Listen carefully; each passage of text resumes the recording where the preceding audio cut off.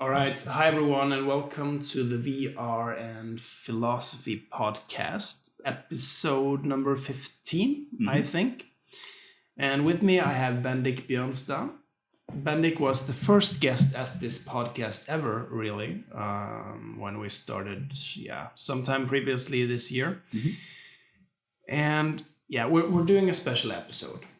This is a real life episode, not a VR episode. So traditionally, this podcast is done in virtual reality, in VRChat, where we are represented through avatars. I can't remember which one you chose the first time, but it's similar. It was a suit. It was a suit. Yeah, in fact. Now we're wearing our real life avatars. Yes, exactly. That's indeed the point. And in the normal VR philosophy podcast, I am in VR and my conversation partners are in VR, but you have to view it on a traditional flat screen.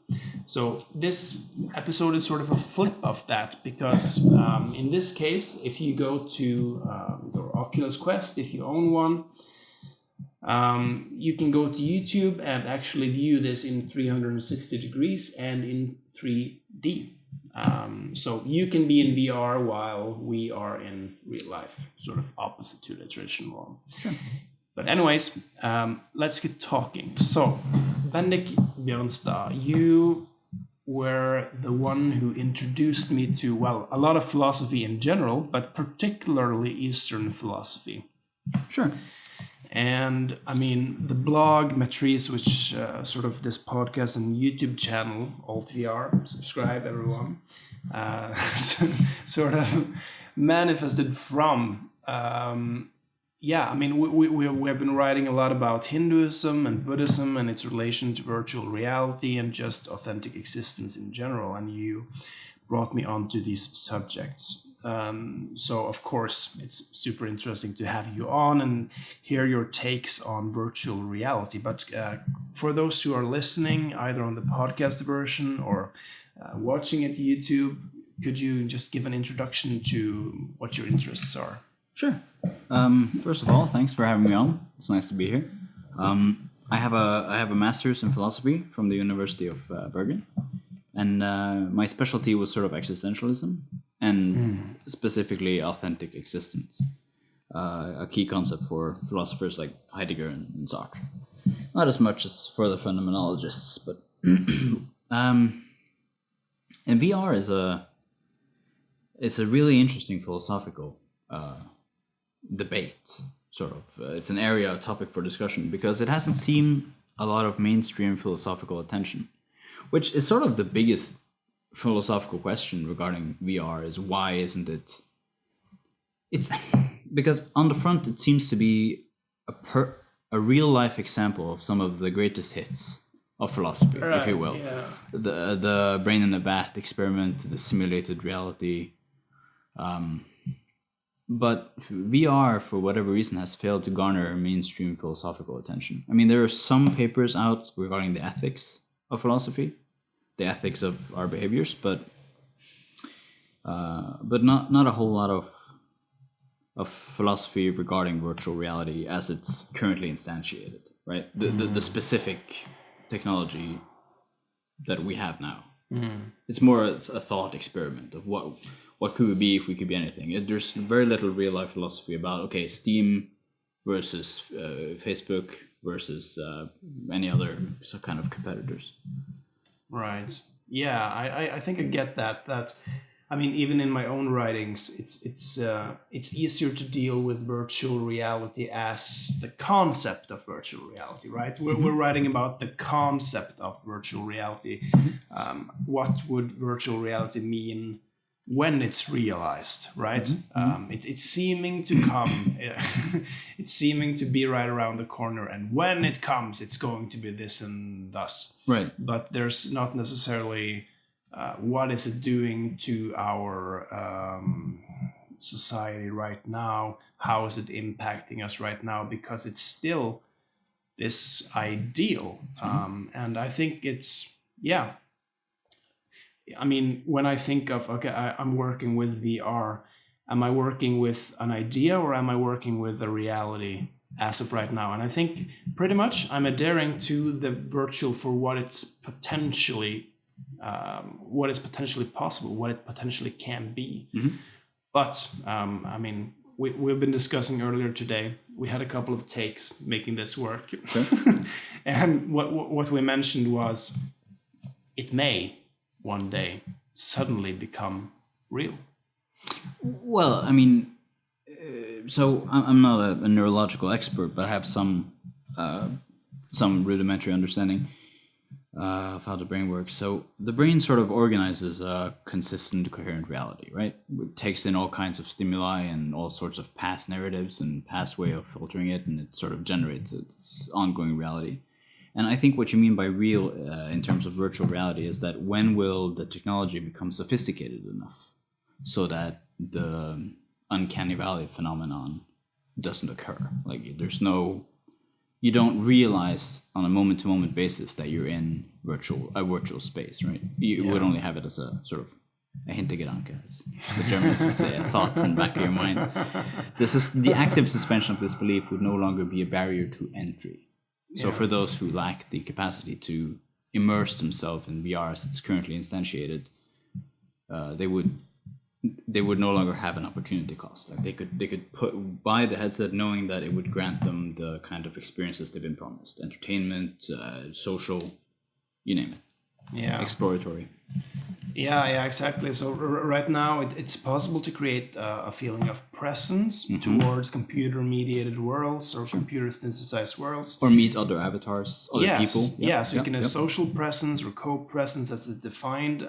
Mel Slater, who is sort of the prominent researcher in VR, is also talking of the terms like what is it called? Probability, or sort of the plausibility. I mean, does it feel like this is plausible? Sure. That this is occurring and so on.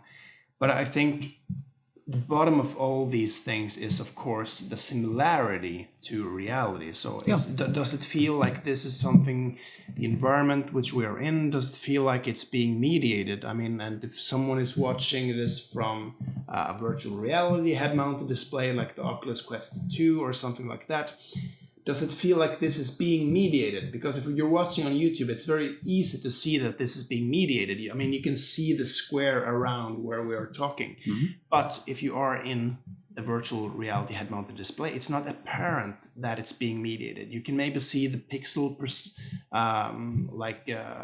the screen door effect, that there's these gaps between the pixels. You can see the pixels. And also it's a 360-degree video, so if you move just side by side or up and down, you see that it's not updating because this is a fixed perspective, the camera that we're looking at.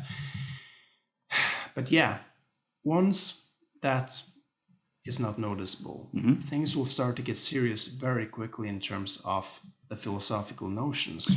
Sure. Yeah. I mean, so one of the problems about VR is that it has a virtual reality space. And notice that it's called virtual reality, right? It's not called virtual fantasy. So it's trying to simulate a set of pre-given. It's trying to immerse you in a world similar, potentially equal to our own, right? So if the question is why hasn't virtual reality garnered more mainstream philosophical attention, one of the answers might be that it's such a fringe phenomenon, right? It hasn't caught on in a big way. And the thesis you're proposing seems to be that once it garners enough critical mass, it will garner philosophical attention. And that's not an observation. That observation is not without merit, as that seems to be the way philosophy goes. I mean, these academics have... So I've spent some time in academia, in philosophical departments, and I can tell that one of the ways that that world works is that people have a set amount of time and a set amount of work hours in their life to dedicate to a subject and a subject area. And when it comes to something that you would have to be you would have to already be very passionate about virtual reality to dedicate your scholarship applications to something that may not even pan out. Virtual reality, it's not likely, but it could conceivably fall fall short of all expectations and remain a fringe phenomenon forever. It's not likely, but it could be. Yeah, right? I agree. You wouldn't stake. It could be. Right. You wouldn't. That's not impossible. Yes, you wouldn't stake your children's future on the potential for that particular brand of philosophy to catch on. Let's say. Yes. So there's a self-serving instrument. There's a self-serving reason why philosophy around virtual reality hasn't caught on. Now, when it comes to virtual reality, if we put aside the philosophical, academic philosophy side of it, and we look at the mainstream appeal, my top of my head theory about why it hasn't, AAA gaming is still a bigger, a safer bet, say, if you want to invest economic money. I mean, with games like Half-Life Alyx, we have seen Steam, which is very passionate about VR, and there's a lot of very skilled people that is working really hard on these kinds of technologies and have been for quite a while. Yeah. So the Silicon Valley sort of entrepreneur types doesn't seem to be that reluctant to invest time and energy into it as the academic seems. Yes, and I mean, to sort of bring that point, Facebook sure bought Oculus in 2012 or something like that. Right. For some ridiculous $1,000 million United States dollars. And I think that at least goes to show their bet in what kind of role it will have in the future of mediating social encounters. Sure, it has enormous potentials. It has, like all philosophers have noted throughout the ages, reality-shattering potential consequently. Yeah, and I think, I mean, it's possible to go into the philosophy of technology to sort of look at what is this technology in relation to others, but it's also just possible to go into, I mean, general philosophy. It doesn't have to be that in particular, because what do humans do? One of the particular things that we do as humans that distinguish us and sort of lays the ground for our whole social and cultural being with each other is language. And what is language? It's the representation of what we have inside our minds as some sort of external reality. That is the same thing as art, right? So, I mean, a lot of, it's not like it's my idea, but I like to start presentations that way. What is virtual reality? Well, the first virtual reality in many ways was the first cave paintings, right? Because it's the first representation. It's the first time.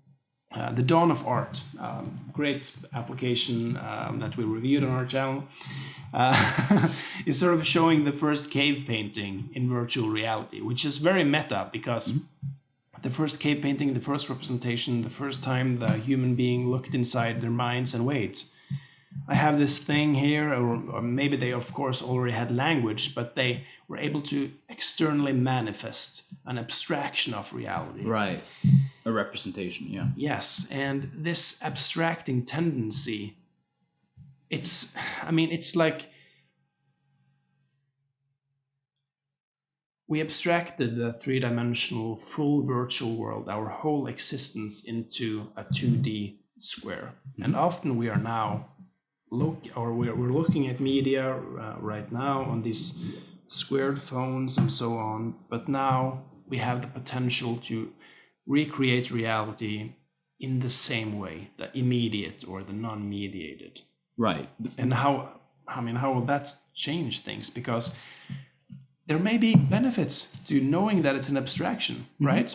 If we read a story or we watch a horror film, okay, that was heavy. Right. Let's go to bed in the real world. Right. But once it's real, I mean, how do we distinguish the reality between the virtual and the real once it gets to sort of the same, using the same language to express itself? Well, so it's tricky because you would have to be able to do that, and that's not a trivial. It's not a question of when. Right. It is really a question of if, because the brain is complicated.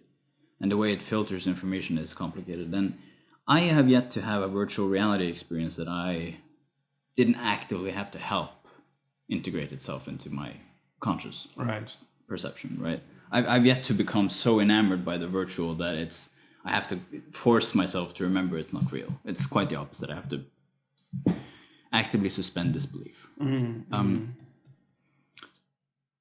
Humans have a propensity towards the fictional and stories, like you said, the cave painting, right? They have we have a tendency to. Aristotle said that we were the rational animal. I'm starting to think we're more like the representational animal. We sort of extrapolate key components of reality and then tell them to each other in stories. And well, one of the questions you raised is really interesting. Like, if we could get reality to virtual reality to the point where it would be indistinguishable from normal reality, even if, first of all, why would we?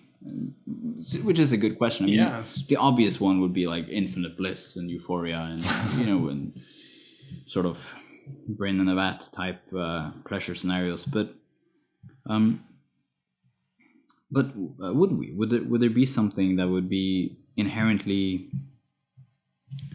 I mean, you could simulate hardship too. I mean, if you want to make the Agent Smith and the Matrix kind of argument that humans define their reality through suffering, you could simulate suffering, I suppose, but it still hits something. Like, the senses are presented to something, right? So even if you change the content of the senses, there would still be a neurological processing unit that would absorb the stimuli. Like, and you couldn't, no matter how much you got the external manifestations of the virtual to fool the neurological brain, you would still have the same kind of responses. Yeah, I think that's important because in terms of, I mean, and that doesn't, like, we cannot escape into the virtual for real. We still need food, at least in terms of the kind of virtual reality that we are currently designing, the kind of technology that we are using. So right, but even if you didn't need food or air, for that matter, if you were intubated and just, the way your brain is designed by evolution to filter reality would still be the same. Yes. Right. You couldn't sort of technologically augment that. At least not with a headset. Yeah, that's true. And there is this tendency. I mean, of course, this goes to, and we can get into, because I mean, I was thinking of Hinduism earlier when you mentioned this brain in the vat thing, like simulating hardship. I mean, if we can already simulate the bliss, if we can simulate the bliss, if we have that possibility, chances are we might not, because we can always go there, right? We can always go to the bliss. So why not have some fun before we go there? But what I was thinking was that once we have this possibility of sort of simulating any kind of perceivable reality, then, I mean, just given that question, right, what would it mean for us, or this, just having this kind of expressive option open? How do you think, I mean, would this be, because we are isolated things, right? I think what is one of the things characterizing our position as human beings is that we are human beings, and being human means that we are being a thing. And a thing is something that is distinguished. So often identifying as a human being means being isolated. Alienated, as the alienated. Existentialists would say. Absolutely. Yeah. Right. Do you think that VR may have potential in combating alienation, or is it on the other hand? I mean, it's difficult to say. I mean, so alienation is a philosophical concept that people do not feel necessarily at home in the world. Kierkegaard pointed this out quite profusely in his writings, that if anyone who's given the matter any serious thought will know that it's impossible to be completely satisfied even for a single moment, and that's really that's a big point, because if we were of this world and only of this world and in this reality and only in this reality, and all we were these biologically evolved creatures, then why wouldn't we fit into it? Why is there the potential for you mentioned Hinduism, in Eastern philosophy and Buddhism especially, why is the potential for dukkha, for unsatisfactoriness, right? Yes. And alienation is the kind of Western way of framing that question. Yes. So people try to overcome alienation in all sorts of ways, be they drugs and social relations and career aspirations and coffee and fantasy. Like, we've been using fantasy for escapism as much as to tell narratives about ourselves to help guide cultures. Yeah. So we've used different means to overcome alienation, and I don't know about anyone listening, but in my own experience, you don't really fix alienation. You sort of mediate it, like you sort of escape from it temporarily. But you always come back to a baseline of, it just didn't quite hit the spot. It didn't quite do it. And if that is an inherent feature in how the brain is evolved, like let's say structurally, it's evolved to not be satisfied because the brains that were satisfied didn't reproduce, right? Yeah. They're not here, right? Yeah. Then you would, VR alone, if we consider VR as the actual virtual reality, and in a certain way the machines, like I don't know if you would call this virtual reality, but right. You would call what you were watching on it virtual reality, right? Yeah. You still wouldn't get to the brain. Let's say. Yeah. No, I think I get what you mean, and you brought me back to the points. I mean, so what I'm hearing from you is that objectivity can't fix subjectivity, right? I mean, sure. The external can't direct the internal directly, because, and I think it's a great point. I just totally agree with you in terms of there isn't really necessarily any sort of sensory input that can fix our human problem. And I agree. We experienced this when, just like, to bring a relatable example, just when we bought this camera, or the company that I'm working for, Spello. Shout out. Yeah, shout out. Bought this camera. It was a great feeling, right? You get this rush. Okay, I had my previous existence. I did not have a 360-degree camera. Right. Now I'm owning one. Okay, you gain something. Sure. You're going up this sort of ladder. Okay, you feel a high. Then it baselines. And I think that's what you're also saying, that we have this way of mapping our world. And once we have it, then we are sort of stabilizing, and we go up or we go down. Right. And I mean, rich people, all sorts of people that would have the kind of virtual realities that we are thinking of designing, right? Okay, maybe we could have, I would have this party and I would have this party, and then I would go there and I would do all of these things, and then I would feel fine. Right. Yeah. But that's not how it works, because the suffering is not necessarily that we don't have our needs met. We have our needs met. Sure, most of the time, yeah. Yeah, I mean, of course, there are those who don't have that, who don't have water and don't have food and don't have social relations and so on. Or shelter. Or just, just about anything. And of course, it's better to have those needs met than not, but it doesn't mean that the fundamental human problem of alienation is disappearing once those problems are solved. Yeah. It seems to be something that is inherent in us that won't necessarily be fixed by the provision of virtual reality where things is perfect, because perfectness isn't something that we are agreeing on. So, I mean, maybe you can give an introduction to those who are listening to, existentialism. How are they viewing this? I mean, you mentioned Kierkegaard, or Kierkegaard, which is pronounced in the United States. How are they viewing the ultimate, or authenticity? How are we to view this alienation? Right.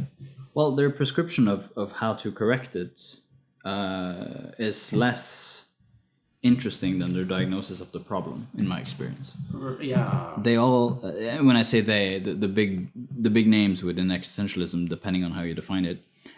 And let me just say as an aside that existentialism is a sub-school of philosophy that has a limited amount of academic support, let's say, or interest from the academic community. Yeah, as in being contemporary or... Yeah, I mean, there are still people who publish existential papers, but it's hard to make progress in the field because there's very little consensus of... It's hard to do academic style research in it, peer reviewed kind of research on it. But the big four names in existentialism were Kierkegaard, Heidegger, Nietzsche, and Sartre. And for Kierkegaard, the mediation between the infinite and the finite, let's say, happened in the manifestation of the individual. Yeah. So to become oneself, if anyone's ever read, I recommend this book a lot. It's a very great book. Fear and Trembling. He talks about the burden that Abraham, the religious figure of Abraham, carried. Like he was both an instantiation of the finite and the infinite, and it was something more. It was a mediating factor. So there are all kinds of ways to escape sort of inauthenticity or suffering or unsatisfactoriness, and that's by living an authentic life, right? Whatever that is. Yeah, whatever that is. Like this is my conjecture, but when Aristotle talked about the good life, like the meaning of life was to live the good life, and philosophy was the means to attain that goal. Yes. It was an ongoing praxis, as praxis, praxis. It's a Greek word. And this wasn't just Aristotle. It was Socrates and Plato and Stoics, all kinds of philosophers. The search for the good life, a way of escaping the existential problem.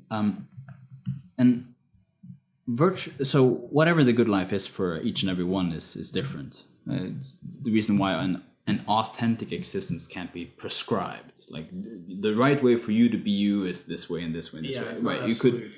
You couldn't make that list even if you wanted to. And lots of people have tried. It's sort of what politics. Story of everything. It's sort of what politics is in a way. It's religion. Sure. Yeah, sure. You could make that. You could make that case.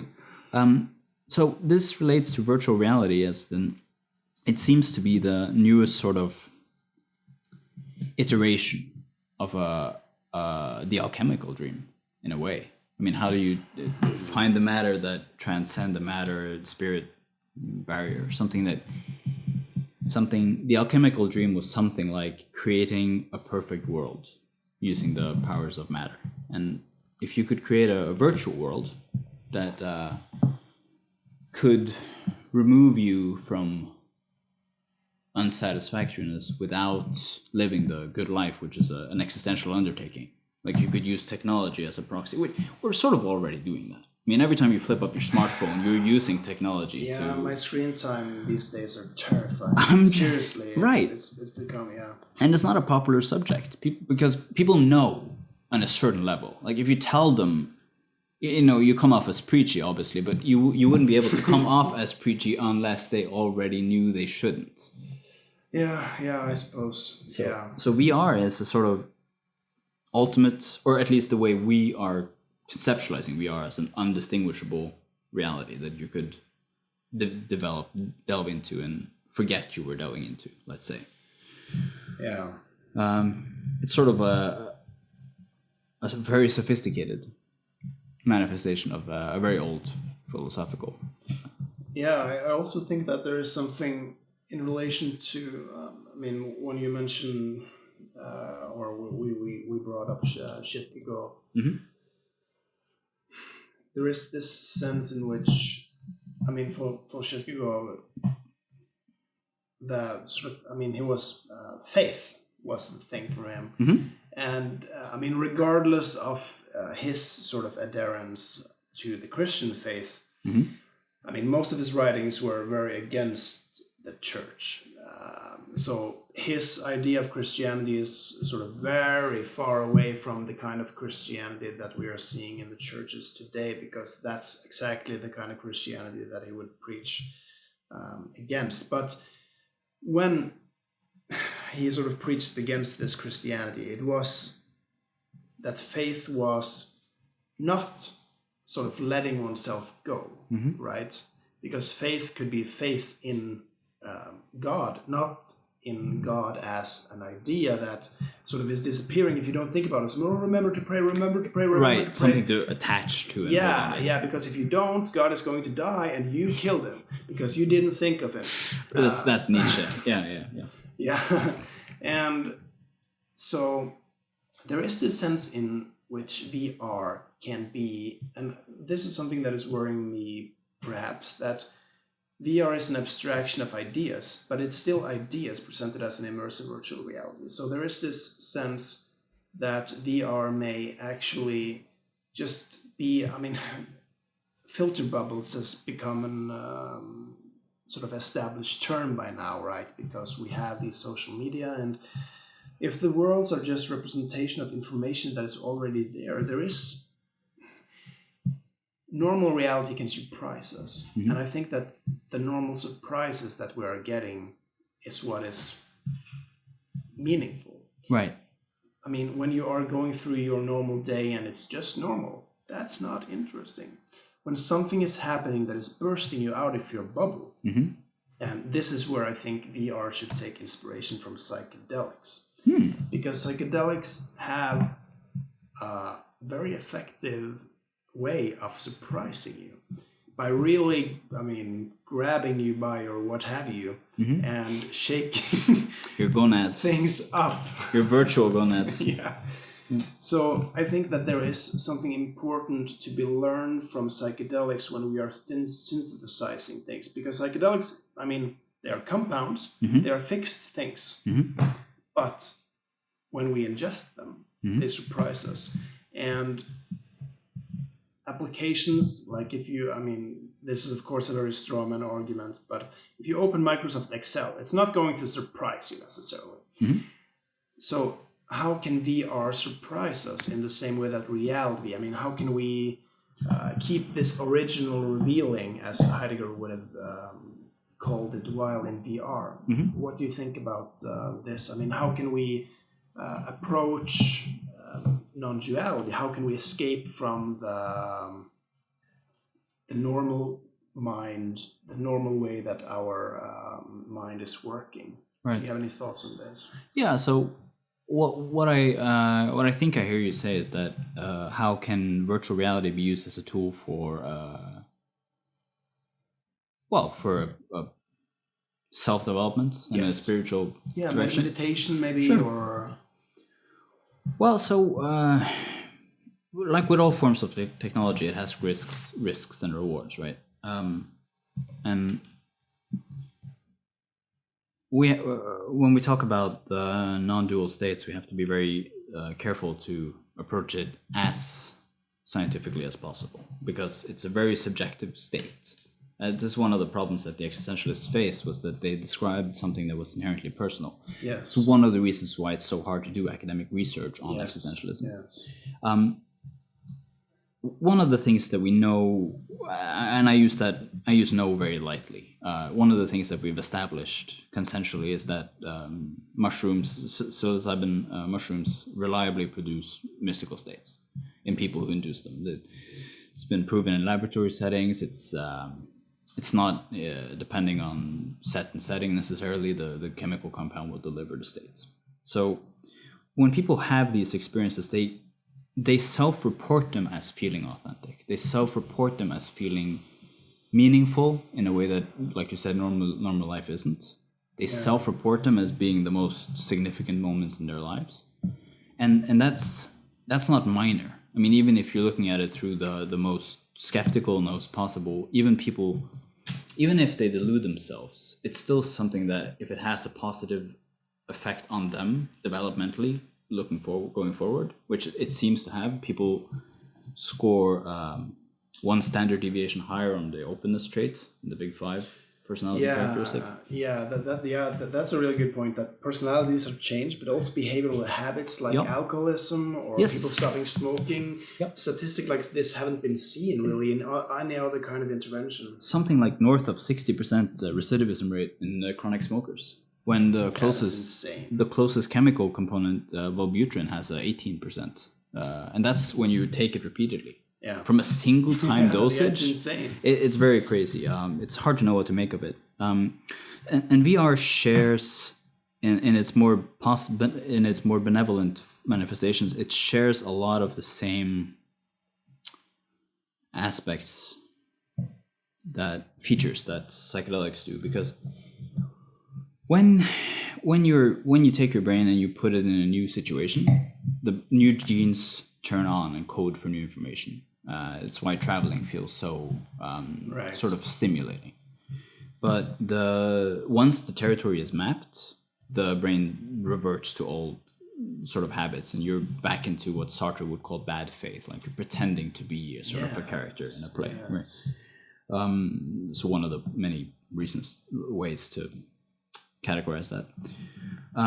So what VR could do is by repeatedly putting yourself into new simulated worlds, you could continually activate that kind of new stimulatory response. But from where I'm standing, that in and of itself would only help you be more attentive in your real life on a general basis, unless you incorporated some kind of spiritual technique, like who is it that is having these experiences, right? You found a way to incorporate the virtual reality experience and its break from consensus reality into a kind of investigative, existential kind of inquiry. Then that would have its merit. Yes, and I think that's the same. Like you can go to Japan or to China and visit some nice temples and whatever, and you can go there and you can look there at the nice trees and the nice temples. And you can have genuine mystical experiences, Yes. For sure. They happen. Yes. Well reported.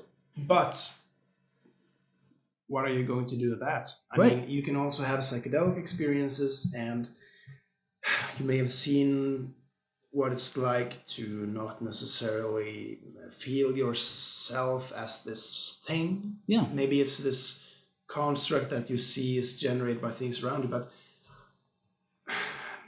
just being there, just having this thing, it doesn't teach you how to necessarily get into accord with it, just like you're saying. So VR may give us the experiences that we can meditate upon, but if we don't meditate upon them, we won't necessarily get anywhere. So you mentioned self-inquiry, and this is something that you've been telling me about. And I've never thought about it in relation to virtual reality before.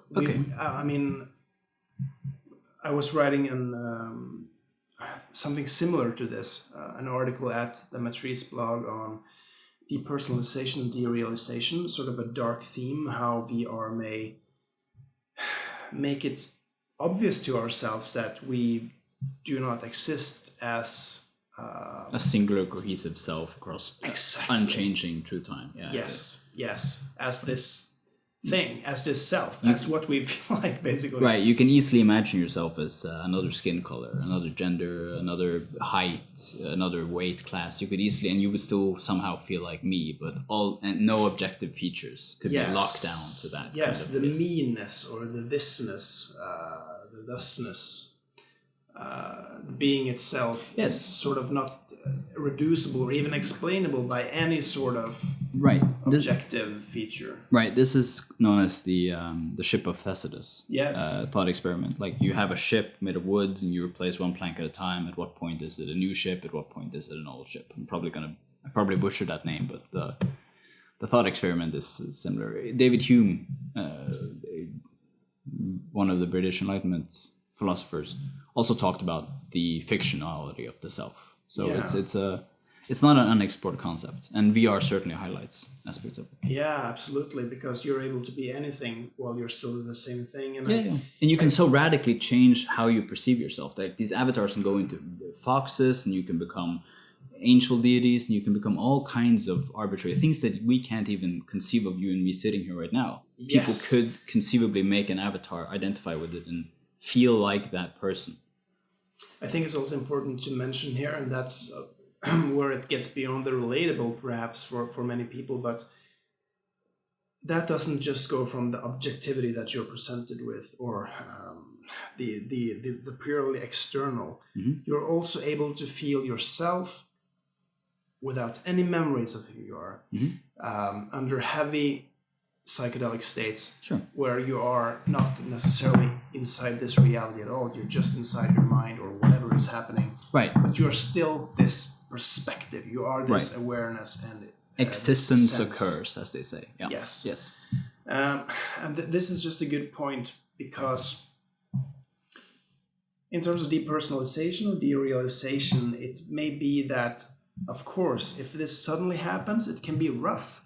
Yeah. Because especially to someone who had no idea about any kind of altered states. Yeah, for sure. Yes, because we know who we are, and we use this information, and often the way that we identify, the way that we think about ourselves is a way to protect ourselves, really. I mean, a lot of my identity would be, okay, well, I need an income, I better present myself in this way, so as to proceed in the world as this kind of being, the guy that is interested in VR, right? Or a presentable cultural entity. Someone who's in the presentable. social circles, right. Or relatively well hygienated, dressed, sophisticated, talking. Yeah. So we know that we can interact with you in a shared set of beliefs and values. So it has practical consequences, but self-inquiry is a really interesting meditative technique, as I understand it.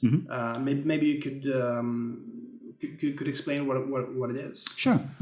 So one of the things we've been talking about is that while you can break down your conceptualization of yourself, right, you can separate that from the perceiving aspect. Like you could watch yourself in different avatars and different theoretical concepts and different forms.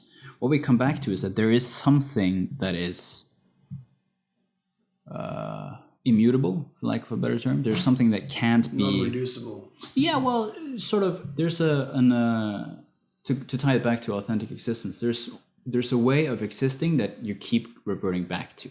Right. If there was no existential blueprint, then you could easily deviate off into one existential direction and just keep going in that direction. Yeah. And reality could shape and change in all sorts of ways, but you keep coming back to a very specific kind of repetitive, iterative manners. An invariant of existence in a way. Yes. Like you said earlier, you repeat the same everyday kind of activities. Yeah. And they're not arbitrary.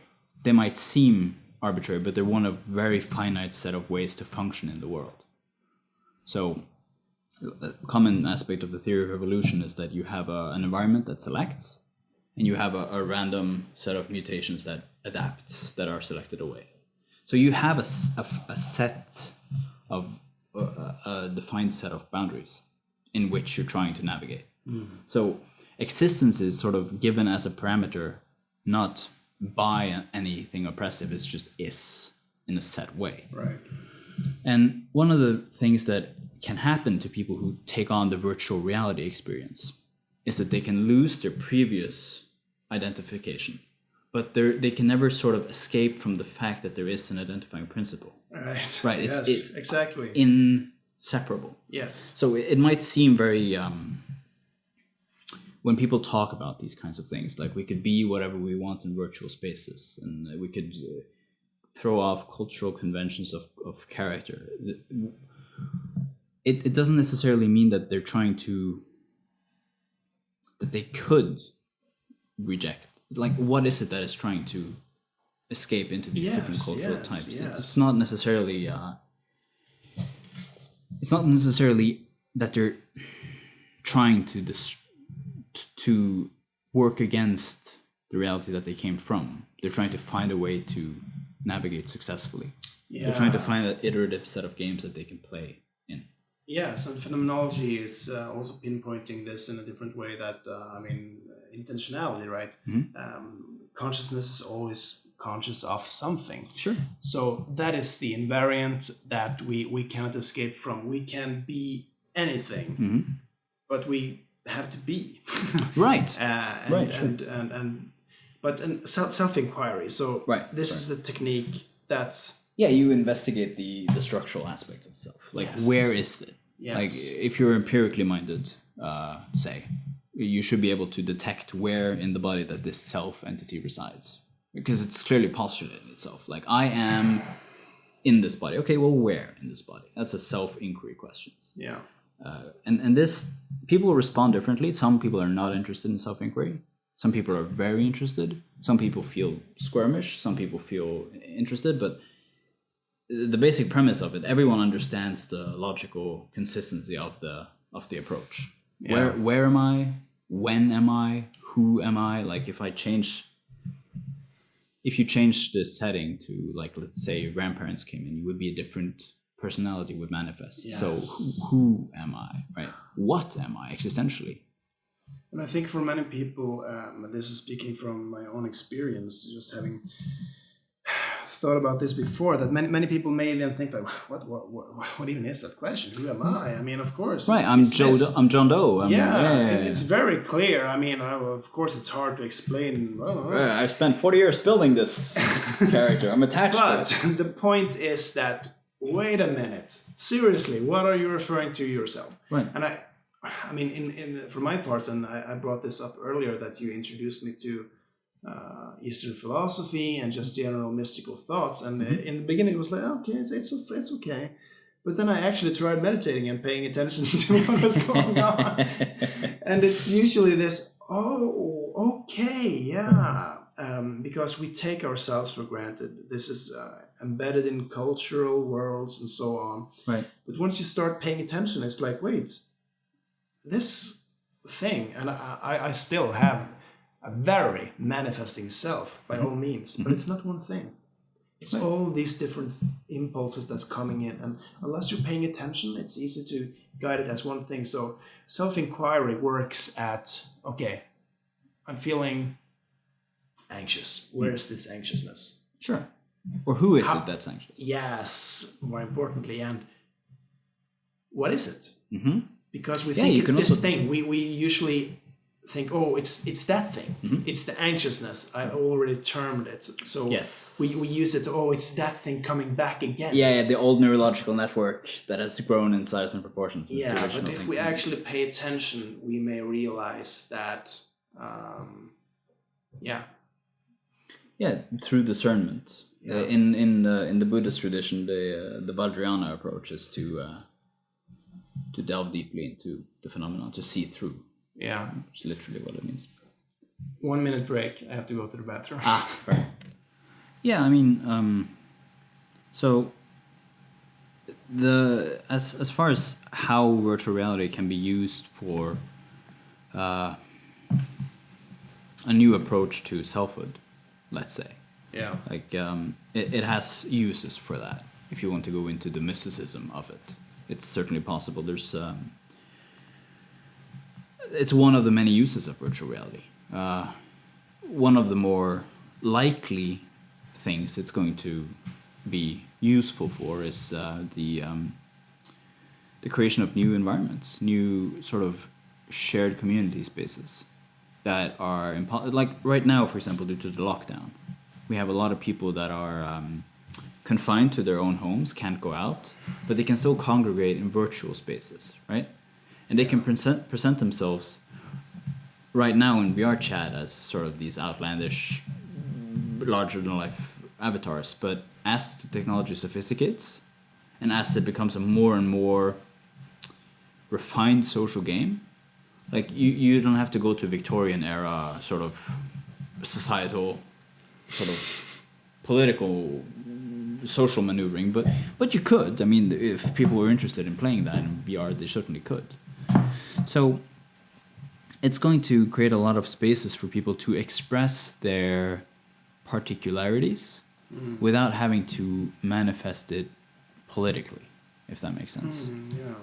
So, I mean, it's obviously hot waters to thread, because it could be interpreted as saying they shouldn't try to reform society in any meaningful way. They should just stick to virtual worlds, and that's not the point. It costs more in reality than it may.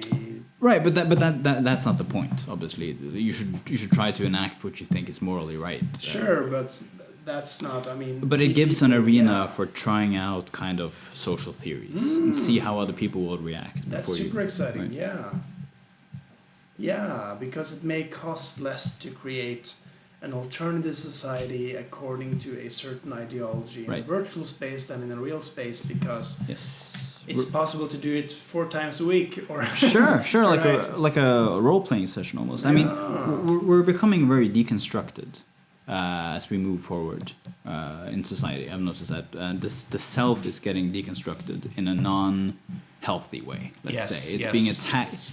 It's more like being attacked on all fronts rather than analyzed, rather than loved. It's being hated to death. Let's say. Yeah, constructed in isolated terms. In the deconstruction, it doesn't get less real. It just gets more involved. Yeah. Right, and certain cultural blueprints, let's say, are being attacked. So you can't hide your existential insecurity in the role of a father anymore, or wife, for that matter, and you can't hide your sort of political ideology anymore in terms of, well, I'm a moderate, or I'm centrist or whatever. It's all sort of radicalized and segregated, and that's sort of the opposite of the kind of healthy deconstruction of the ego that would be involved. So these things are it's very convoluted to get the terms right, because you may hear such things as, you can do self-inquiry and deconstruct your permanent state of self, and you might relate that to the ongoing political chaos that's going on. And it's important to keep those things separate, because the virtual reality platform could be a good thing, or it could be a further disintegrating thing. Like, people already on the internet identify as one of 72 different gender identities, and they identify as animal kin, and all these things. They're sort of playful aspects, right? You're playing with identity. You're trying to express your own particularity in a socially mediated way.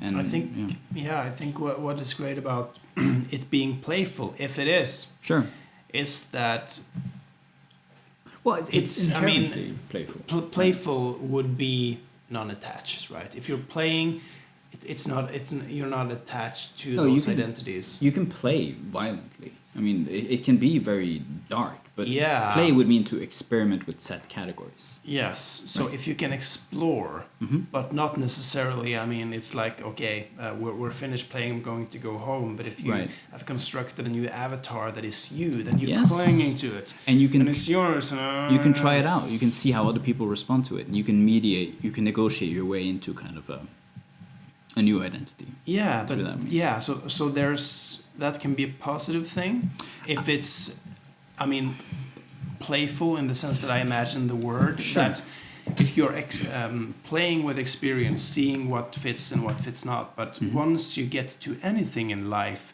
clingy, and you need this, then the play or the exploring ceases, and it's more the adhering to the already established mental constructs you have inside your mind. Right, how dare you attack me, sort of. The ego clings on to whatever new kind of personality or persona it has manifested.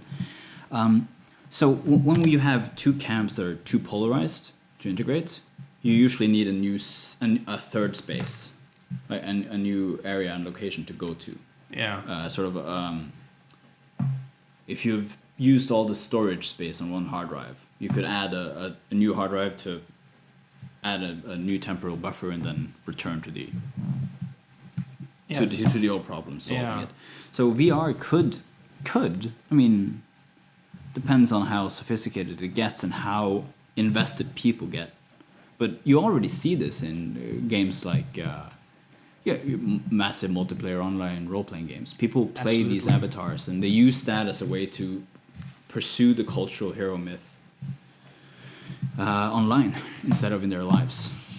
Yeah, that's a great point, because there is this, I mean, ideally, life. I mean, I was remember I was thinking about this growing up, and a friend said it to me, sort of, he said it 1 second before he realized it was a joke when we were playing RuneScape, like, oh, imagine if life were like RuneScape, that you can actually level if you put in work so on.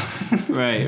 And that's of course ridiculous because you can. But it's this sense that we have that games are really stimulating because we're able to relive the hero's dream, like you said, or the hero's journey, that we can go in and do this and come back and we've learned something. Mm-hmm. But if we realize it just virtually, then,